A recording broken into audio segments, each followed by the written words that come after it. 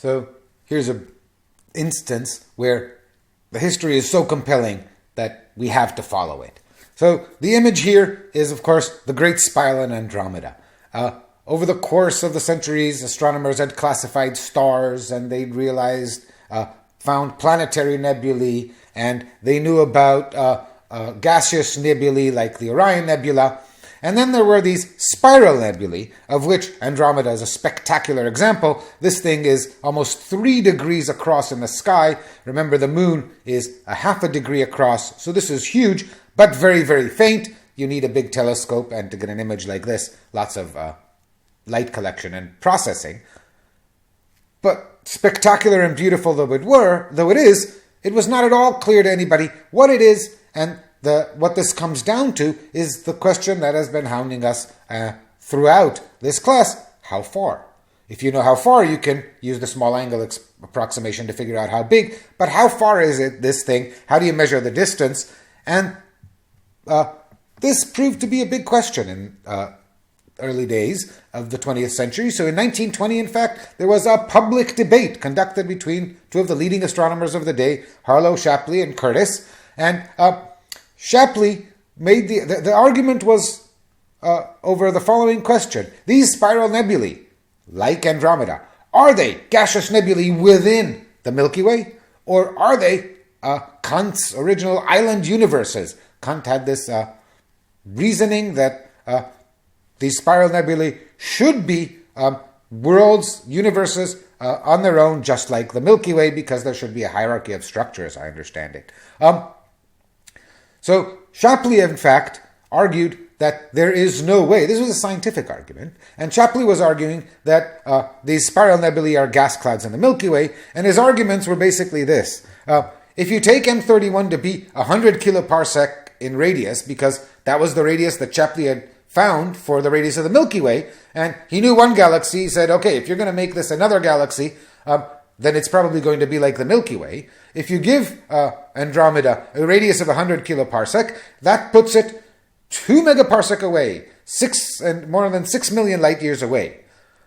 If Andromeda were to be that far, we'd already seen that there are stars embedded in these nebulae, and they had tracked, most interestingly, novae. So there were, presumably, we now know, white dwarfs with binary partners, and there were novae going on in these stars. And the luminosity of a nova is not really constant enough to make it a standard candle, but the maximum luminosity, the order of magnitude of luminosity of a nova is known. And what Shapley noted is that if you take M31 and put it 2 megaparsec away, then you would find that its novae must be much more luminous than those in the Milky Way. This is unlikely. It's much more reasonable to put it 100 kiloparsec away on the other side of the Milky Way, where it can safely reside.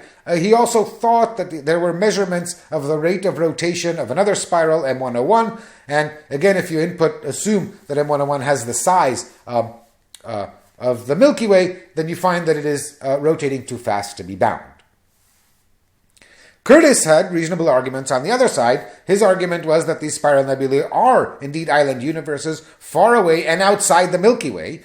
And again, he was referring to scientific evidence. He was saying, let us assume that the novae in M31 are the same as the novae we find in the Milky Way. We know the average luminosity of a nova. This puts M31 at least 150 kiloparsec away. If you put M31 150 kiloparsec away, notice a lot closer, almost by a factor of 10 than Shapley did, then its size is about 7.5 kiloparsec, which is quite reasonable. This is about the size of Kapteyn's measurements for the Milky Way. Remember, Shapley's measurement of the 100 kiloparsec Milky Way had not yet been accepted. It has never been accepted. It was wrong by a factor of 2. And there was this alternative, small Milky Way. So it basically comes down to what is the size of the Milky Way will tell us whether Andromeda is in it or out of it.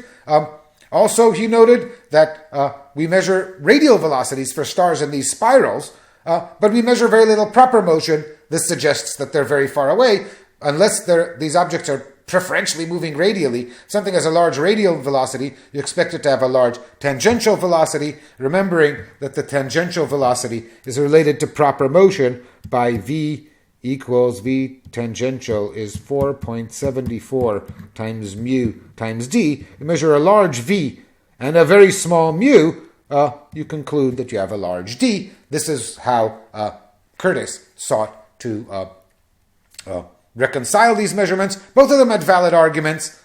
Neither carried the day. All they did was illuminated the issue.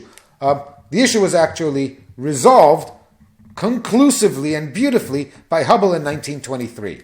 So we have here, in fact, the plate on which Hubble made his discovery. So Hubble was investigating photographic plates taken of M31, the Andromeda Spiral Nebula. And in this region of M31, this is the region near the center, is what he was taking plates of. And he found a few novae. He was marking off novae because measuring, as we said, the luminosity of novae was one way to estimate the distance. How do you know that a star is a nova? Well, it's a nova if it appears as a star in today's plate, but was not there on the plate you took a week ago. So you compare new plates to old plates, and the new stars that have popped up are novae. And there's a date on when he took the measurement in October of 1923. And then he went back and he realized that one of the novae he had marked, the one in the upper right-hand corner, actually was present in older plates. And then was absent in yet older plates, but was present in... He had found a variable star. And this was a very exciting discovery because unlike novae, for which you only know the maximum luminosity, for variable stars, we have a period luminosity relationship. We can compute the luminosity of this star. Since we can measure its brightness, we can use that to find the distance. And Hubble was clearly excited. You can see that he vigorously crossed out the N and with a big exclamation mark marked on the plate, this is a variable. That's the var up there. He knew he was about to measure the size to Andromeda. He made the calculation, and the period luminosity relations showed him that Andromeda was 285 kiloparsec away. That is too big to fit even in Shapley's large 100 kiloparsec galaxy. Andromeda is a separate galaxy. Now, the distance measurement was wrong. We'll discuss that in a second. But you have to pause for a minute and appreciate the sort of Copernican magnitude of that var and why it was that Hubble was so excited. He had just realized that the universe is not one galaxy, but two, and of course, once you have two, presumably millions, and as we know today, hundreds of billions of galaxies. And so he had increased the size of the universe exponentially with this one variable star. A very exciting discovery. Following in its trail always gives me goosebumps. Just looking at that plate, I can imagine Hubble's excitement. So I said his distance was wrong, and this is a good exercise in following how creative and how exacting astronomers had to be to figure out this three-dimensional structure that we take for granted because we read it in books. So remember that the period luminosity relation was discovered by Henrietta Leavitt in Large Magellanic Cloud Cepheids. There are Cepheid, these are population 1 classical Cepheids in the Large Magellanic Cloud. Now, she did not know the distance to the Large Magellanic Cloud exactly. What she discovered was a period brightness relation, and she knew they were all about the same distance because they're all in the Magellanic Cloud. So she knew she found a period luminosity relation, but she couldn't calibrate it. She couldn't know exactly what luminosity corresponded to what period, only that twice the period corresponded to some factor times the luminosity. Now, Hertzsprung and Shapley both sequentially calibrated Leavitt's relationship using Cepheids in the solar neighborhood to which they knew the distance from parallax measurements. What they neglected was that these were Cepheids in the galactic plane, and extinction had made them appear dimmer by a factor of 4. So there was a 75% extinction to these Cepheids. They thought they were 4 times dimmer than they really were, and therefore their period luminosity relation was completely off. Now, Hubble was applying this measurement to a Cepheid in Andromeda, where he's looking outside the plane of the galaxy. His luminosity is off by a factor of 4 because you remember that our calculation of distance is proportional to the square root of the luminosity because brightness decays looks like L over D squared. The fact that he was a factor of 4 off in the luminosity of the Cepheid meant he was approximately a factor of 2 off in the distance. In fact, the factor he was off by was 2.7. Andromeda is farther than he measured by a factor of about 2.7. It's not. It's about 2.5 million light years away from here. Shapley, on the other hand, had been measuring the size of the Milky Way by measuring distances to globular cluster variables. But globular cluster variables are population 2. Those are W Virginis stars, not Cepheids. And at a given period, a W Virginis star is about 4 times less luminous than the Cepheid with the same period. Remember, we showed those two graphs of population 1 and population 2 Cepheids. And so Shapley unknowingly was actually using the right period luminosity relation. But remember, he was missing extinction, and so he overestimated the distances. And this led for a while to a great puzzle. Now that we had the distance to Andromeda, and we could therefore estimate its size by making a small angle approximation. You now know the distance. You have the angle, 3 degrees. Figure out the size of Andromeda and figure out soon the sizes of other galaxies. The Milky Way was larger than all the galaxies they saw. This didn't seem reasonable. And the diffuse extinction that Trumpler discovered in the 30s helped allay some of Shapley's, correct some of Shapley's errors, and the distinction between population 1 and population 2 Cepheids was not clear until 1952, when Bade realized that there were 2 populations of Cepheids and 2 different period luminosity relations.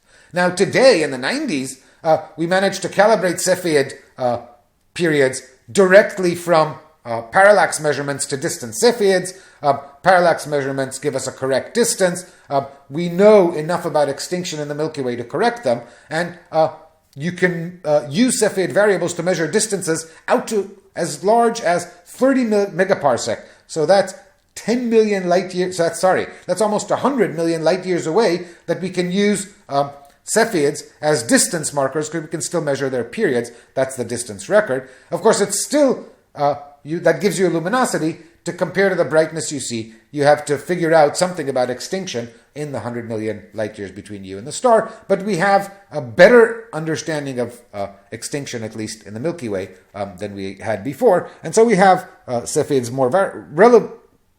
we have a more reliable distance scale. However, this gives you again an appreciation for how difficult it is to actually build a 3-dimensional universe out of that dark sky above us. Now, once Hubble discovers one galaxy is outside, he immediately goes on and measures the distances to many others, because you can find Cepheid variables now that you know what you're looking for, and now you can just look at the nebulae, and Hubble comes up with a classification scheme. Another contribution of Hubble's is the classification scheme for galaxies by their apparent shape, and it has this tuning fork shape. So to the left are elliptical galaxies in order of increasing ellipticity. So some galaxies are ellipsoids, and Hubble is measuring how eccentric the ellipsoid looks to us. Of course, this is a crazy classification because it tells you nothing about a galaxy, because if you take a football and look at it head on, you can't distinguish it from a sphere.